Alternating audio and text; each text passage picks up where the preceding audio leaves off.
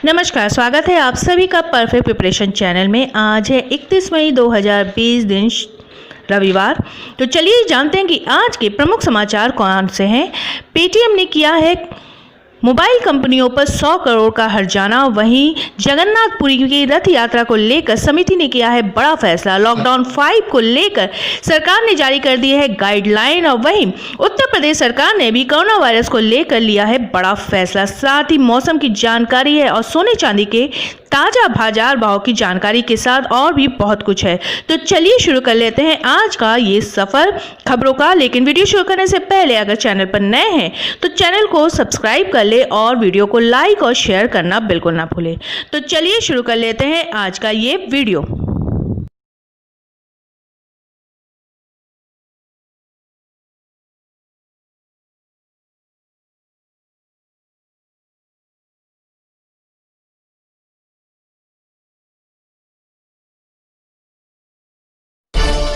Audio Jungle.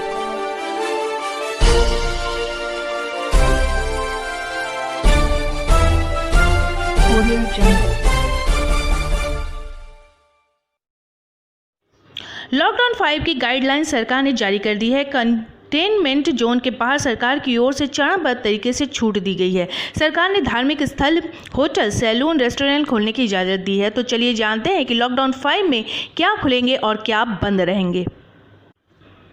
Lockdown 5 1 जून से 30 जून तक रहेगा। स्कूल, कॉलेज खोलने का फैसला केंद्र ने राज्यों पर छोड़ दिया है। जुलाई में राज्य इस पर फैसला लेंगे। होटल, धार्मिक स्थल, रेस्टोरेंट 8 जून से खोल दिए जाएंगे। हालांकि सरकार ने शर्तों के साथ खोलने की इजाज़त दी है। देश भर में रात 9 बजे से सुबह 5 बजे तक कर्फ्यू लागू रहेगा। लोग एक राज्य से दूसरे राज्य जा सकेंगे। लोगों को अब पास दिखाने की भी जरूरत नहीं पड़ेगी। वहीं शॉपिंग मॉल्स को भी खोलने की इजाज़त दे दी गई है। पहले प्रतिबंधित की गई सभी गतिविधियां चरणबद्ध तरीके से कंटेनमेंट जोन के बाहर के क्षेत्रों में खोली जाएंगी। पहले चरण में धार्मिक स्थल, होटल, रेस्टोरेंट, शॉपिंग मॉल 8 जून 2020 से खोलने की अनुमति दी गई है। स्वास्थ्य मंत्रालय इसके लिए एक SOP जारी करेगा। दूसरे चरण में राज्यों और केंद्र शासित प्रदेशों को इजाज़त के बाद स्कूल, कॉलेज खोले जाएंगे। पूरे देश में सीमित संख्या में गतिविधियां प्रतिबंधित रहेंगी। ये गतिविधियां हैं अंतर्राष्ट्रीय उड़ानें, मेट्रो रेल का संचालन, cinema hall, gym, swimming pool, theatre, bar और auditorium, assembly hall. Corona virus संक्रमण के चलते पीएम गरीब कल्याण पैकेज के तहत महिलाओं के धन खातों में 3 महीने में कुल 1500 रुपये की आर्थिक सहायता की जो घोषणा की थी। जनधन योजना की 500 रुपये की तीसरी और अंतिम किस्त जून 2020 के पहले सप्ताह में भेजी जाएगी। ये किस्त महिला जनधन खाता धारकों के अकाउंट में दी जाती है। सरकार द्वारा जारी किए गए हैं दिशा निर्देश, जिसमें कहा गया है कि सरकार द्वारा महिला जनधन खाता धारकों को 500 रुपये की जो राशि भेजी जाती है वो आपके खाते में पूरी तरीके से सुरक्षित रखती है। किसी भी प्रकार की अफवाह और बैंकों के अनावश्यक भीड़ करने से बचें। अगर आपको फिलहाल पैसे की जरूरत नहीं है तो इसे अपने बैंक खाते में ही पड़े रहने दें और जब भी जरूरत हो तो आप इसे निकाल लें। स्वस्थ रहे और सुरक्षित रहें। प्रदेश में लगातार कोरोना के बढ़ रहे आंकड़ों के बीच योगी सरकार ने L1 के कोविड अस्पतालों की तादाद दोगुनी करने का फैसला लिया है। ये बेड उन 20 जिलों में बढ़ाए जाएंगे जहां कोरोना वायरस के ज़्यादा मरीज पाए जा रहे हैं। इसके साथ ही ऐसे जिले जहां जिस तादाद में प्रवासी श्रमिक आ रहे हैं उस हिसाब से वहां बेड कम है। 20 जिलों में लेवल 1 के 245 कोविड केयर सेंटरों में लक्षण वाले मरीजों के साथ ही क्वारंटाइन बेड भी बनाए गए हैं, जिसमें अब तक 11,423 मरीज भर्ती हैं। इन जिलों में बेड बढ़ाए जाएंगे। वो जिले हैं आगरा, मथुरा, अलीगढ़, आजमगढ़, बाराबंकी, बरेली, गोरखपुर, झांसी, कानपुर नगर, लखनऊ, उन्नाव, मेरठ, गौतम बुद्ध नगर, गाजियाबाद, मुरादाबाद, प्रयागराज, मुजफ्फरनगर, सहारनपुर, जौनपुर और वाराणसी। 1 जून से 20 राज्य और केंद्र शासित प्रदेशों में महत्वाकांक्षी राशन कार्ड पोर्टेबिलिटी सेवा यानी एक राष्ट्र एक राशन कार्ड को अमल में आ जाएगी। One nation one ration card योजना इस समय काफ़ी महत्वपूर्ण साबित हो सकती है। बता दें कि सुप्रीम कोर्ट भी केंद्र सरकार से कह चुका है कि वह एक राष्ट्र एक राशन कार्ड योजना अपनाने की संभावना पर विचार करे। अब तक 17 राज्यों और केंद्र शासित प्रदेशों को जोड़ा जा चुका है और उड़ीसा, मिजोरम एवं नागालैंड जैसे 3 और राज्य भी तैयार हो रहे हैं। कुल 20 राज्य केंद्र शासित प्रदेश 1 जून से राशन कार्ड पोर्टेबिलिटी के शुभारंभ के लिए तैयार होंगे। इस योजना के तहत पीडीएस के लाभार्थियों की पहचान उनके आधार कार्ड पर इलेक्ट्रॉनिक पॉइंट ऑफ सेल यानी पीओएस डिवाइस से की जाएगी। इस योजना को पूरे देश में लागू करने के लिए सभी पीडीएस दुकानों व पीओएस मशीनें लगाई जाएंगी। जैसे जैसे राज्य पीडीएस दुकानों पर 100% पीओएस मशीन की रिपोर्ट देंगे, वैसे वैसे उन्हें one nation one ration card योजना में शामिल किया जाएगा।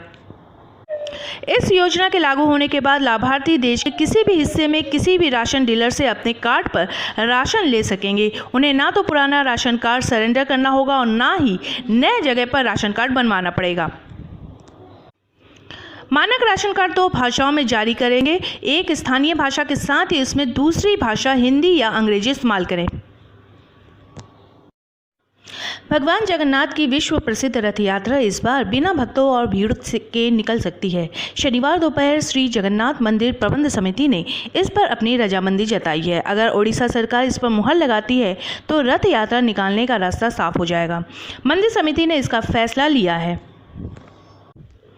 रथ यात्रा को लेकर लंबे समय से असमंजस की स्थिति चल रही है। 26 अप्रैल को अक्षय तृतीया से रथ बनाने का काम शुरू होना था, लेकिन लॉकडाउन के चलते ये शुरू नहीं हो पाया। इसके बाद 8 मई को केंद्र सरकार की इजाज़त के बाद ये काम शुरू हुआ, लेकिन इस दौरान पूरी जिले में कोरोना वायरस के 30 से ज़्यादा केस निकल आए। साथ ही अम्फान साइक्लोन के कारण भी 2 से 3 दिन काम नहीं हुआ। शनिवार दोपहर 1 बजे गजपति महाराज दिव्य सिंह देव की अध्यक्षता में हुई बैठक में आखिरकार समिति ने फैसला लिया कि कम से कम लोगों की मौजूदगी में रथ यात्रा निकाली जाएगी। 5 जून को पूर्णिमा स्नान की परंपरा को भी मंदिर के अंदर ही मंदिर से जुड़े लोगों की मौजूदगी में ही पूरा किया जाएगा। रथ यात्रा निकालने से करीब 15 दिन पहले होने वाला पूर्णिमा स्नान उत्सव काफ़ी महत्वपूर्ण होता है। इसमें पवित्र त्रिमूर्ति जिसमें भगवान जगन्नाथ, बलभद्र और सुभद्रा को सुगंधित जल से अभिषेक स्नान कराया जाता है। ये उत्सव रथ यात्रा से जुड़ा है और इसमें बड़े पैमाने पर मनाया जाता है, लेकिन इस बार मंदिर समिति ने तय किया है कि कुछ ही लोगों की मौजूदगी में ये काम किया जाएगा। टिड्डियों का जो दल उत्तर प्रदेश के झांसी में गुरुवार रात को रुका था, वो शुक्रवार को मध्य प्रदेश के दतिया, निवाड़ी और टीकमगढ़ में आ गया है। ऐसे में पन्ना और कटनी को अलर्ट जारी किया गया है। उधर पंजाब में तेज हवाओं ने टिड्डी दल की रवाह रोक दी है, जबकि दिल्ली में उनके हमले की आशंका खत्म हो गई है। अलबत्ता प्रशासन फिर भी अलर्ट है। दरअसल विशेषज्ञों का कहना है कि पहले हवा की दिशा उत्तरी पश्चिमी थी, जो अब पूर्वी हो गई है। इसलिए टिड्डियों का दल अब राजस्थान के साथ साथ मध्य प्रदेश के कुछ हिस्सों में होते हुए पाकिस्तान की ओर बढ़ेगा। दिल्ली एयरपोर्ट से शनिवार को मॉस्को जा रही एयर इंडिया की एक फ़्लाइट को बीच से उस समय वापस लौटना पड़ा जब पता चला कि फ़्लाइट का पायलट कोरोना संक्रमित है। फ़्लाइट को रास्ते से ही दिल्ली वापस बुला लिया गया। शनिवार सुबह दिल्ली से मॉस्को के लिए रवाना हुई एक फ़्लाइट पर सवार पायलट में से एक पायलट कोरोना संक्रमित पाया गया। उसके बाद फ़्लाइट को वापस लौटने का निर्णय लिया गया। फ़्लाइट निकलने से पहले पायलट की कोरोना की जाँच की गई थी। नागरिक उड्डयन महानिदेशालय DGCA ने एक बयान में कहा है कि जांच के लिए आदेश दे दिए गए हैं। फ़्लाइट के वापस आते ही गलतियों की जांच की जाएगी। एयर इंडिया के एक वरिष्ठ अधिकारी ने बताया कि वंदे भारत मिशन के तहत एयर इंडिया का A1 1945 विमान मॉस्को में फंसे भारतीयों को वापस लाने के लिए निकला था, लेकिन अधिकारियों को पता चला कि विमान में सवार एक पायलट कोरोना वायरस संक्रमण है। उसके बाद फ़्लाइट को वापस बुला लिया गया। ऑनलाइन पेमेंट प्लेटफॉर्म पेटीएम ने टेलीकॉम कंपनियों जियो, एयरटेल, वोडाफोन और BSNL के खिलाफ दिल्ली हाईकोर्ट में याचिका दाखिल की है। याचिका में पेटीएम ने आरोप लगाया है कि टेलीकॉम सर्विस प्रोवाइडर्स ऐसे हैंडसेट यूजर्स के फ़ोन नंबर को ब्लॉक नहीं कर रही है जो मोबाइल से ग्राहकों को कॉल, मैसेजेस या फिर मेल करके पेटीएम ग्राहकों से धोखाधड़ी करते हैं। पेटीएम ने दावा किया है कि धोखाधड़ी करने वाले शिपिंग एक्टिविटी से लाखों के पेटीएम ग्राहकों को नुकसान पहुँचाए जा रहे हैं। फ्रॉड को अंजाम देने के लिए कई मोबाइल नेटवर्क का इस्तेमाल किया जा रहा है, लेकिन टेलीकॉम प्रोवाइडर कंपनियां फ्रॉड करने वालों के नाम का खुलासा नहीं करती है और ना ही उनके खिलाफ कोई कार्रवाई करती है। इसके चलते पेटीएम कंपनी को वित्तीय नुकसान हो रहा है, साथ ही उसकी साख कम हो रही है। ऐसे में पेटीएम ने इन टेलीकॉम प्रोवाइडर कंपनियों से 100 करोड़ रुपए के हर्जाने की मांग की है। जून महीने में दिल्ली मेट्रो के संचालन की खबरों के बीच दिल्ली मेट्रो रेल निगम अपनी ओर से पूरी तैयारी में जुट गया है। मेट्रो स्टेशनों पर रोजाना सैनिटाइजेशन करने के साथ टेंट के फेरे भी लगवाए जा रहे हैं, जिससे किसी भी तरह की कोई तकनीकी दिक्कत पेश नहीं आए। DMRC ने AC के सैनिटाइजेशन और उसके संचालन के लिए प्रोटोकॉल तैयार किया है। यदि 1 जून से मेट्रो का परिचालन शुरू होता है तो उस प्रोटोकॉल का पालन किया जाएगा। DMRC के अनुसार Indian association of heating, refrigerating and air conditioning engineers नामक संस्था ने कोरोना के दौरान में AC के इस्तेमाल के लिए दिशा निर्देश तय किया है। इसके तहत सभी स्टेशनों पर लगे AC के उपकरणों को 1% सोडियम हाइड्रोक्लोराइड से तैयार स्प्रे से सैनिटाइजेशन किया जाएगा। इसके तहत भूमिगत स्टेशनों पर AC का कम से कम होगा। अधिकतर समय स्टेशनों का वेंटिलेशन सिस्टम खुला रखा जाएगा ताकि स्टेशन पर स्वच्छ हवा की मौजूदगी बनी रहे।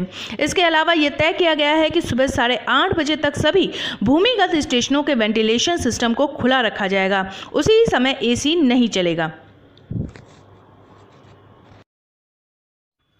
5 जून को चंद्रग्रहण लगने जा रहा है। ये उपछाया ग्रहण होगा जो भारत में दिखाई नहीं देगा और इसका सूतक भी मान्य नहीं होगा। ये ग्रहण 5 जून को रात 11:15 पर लगेगा, जो 6 जून की सुबह 2:34 पर खत्म होगा। चलिए सबसे पहले बात करते हैं कि आज 22 कैरेट सोने का बाजार भाव क्या है। 1 ग्राम सोने की कीमत है 4,600 रुपये, 8 ग्राम सोने की कीमत है 36,800 रुपये, 10 ग्राम सोने की कीमत है 46,000 रुपये और 100 ग्राम सोने की कीमत है 4,60,000 रुपये। 1 ग्राम में 5 रुपये, 8 ग्राम में 40 रुपये, 10 ग्राम में 50 रुपये और 100 ग्राम में 500 रुपये सोना आज महंगा है। चलिए आप जानते हैं कि आज 24 कैरेट सोने का बाजार भाव क्या है। आज 1 ग्राम सोने की कीमत है 4,700 रुपये, 8 ग्राम सोने की कीमत है 37,600 रुपये, 10 ग्राम सोने की कीमत है 47,000 और 100 ग्राम सोने की कीमत है 4,70,000 रुपये। आज 1 ग्राम में 5 रुपये की, 8 ग्राम में 40 रुपये की, 10 ग्राम में 50 रुपये की और 100 ग्राम में 500 रुपये की सोने के दाम में बढ़त है। चलिए अब जानते हैं कि आज चांदी का बाजार भाव क्या है। 1 ग्राम चांदी की कीमत है 50 रुपये 10 पैसे, 8 ग्राम चांदी की कीमत है 400 रुपये 80 पैसे, 10 ग्राम चांदी की कीमत है 501 रुपये, 100 ग्राम चांदी की कीमत है 5,010 रुपये और 1 किलो चांदी की कीमत है आज 50,100 रुपये। 1 ग्राम में 1 रुपये 55 पैसे की, 8 ग्राम में 12 रुपये 40 पैसे की, 10 ग्राम में 15 रुपये 50 पैसे की, 100 ग्राम में 155 रुपये की और 1 किलो में 1,550 रुपये की सोने चांदी की कीमत में आज बढ़त है। इस साल मानसून तय समय से पहले ही केरल पहुंच गया है। मानसून और मौसम की जानकारी देने वाली प्राइवेट एजेंसी स्काईमेट के मुताबिक दक्षिण पश्चिमी मानसून इस साल 30 मई को ही केरल पहुंच गया है। वहीं पिछले साल मानसून 8 दिन की देरी से केरल पहुंचा था। 1 जून तक पहुंचने की उम्मीद थी। बता दें कि मौसम विभाग ने पिछले हफ्ते पूर्वानुमान में बताया था कि मानसून 1 जून तक पहुंच जाएगा। भारत में जून से सितंबर के बीच दक्षिण पश्चिम मानसून से बारिश होती है। स्काईमेट ट्वीट के मुताबिक इस साल मानसून अपने तय समय से पहले ही केरल पहुंच गया है। अब जल्द ही अच्छी बारिश शुरू होगी। इसके साथ स्काईमेट ने लिखा कि 4 महीने चलने वाला लंबा त्यौहार शुरू हो गया है। सभी को हैप्पी मानसून।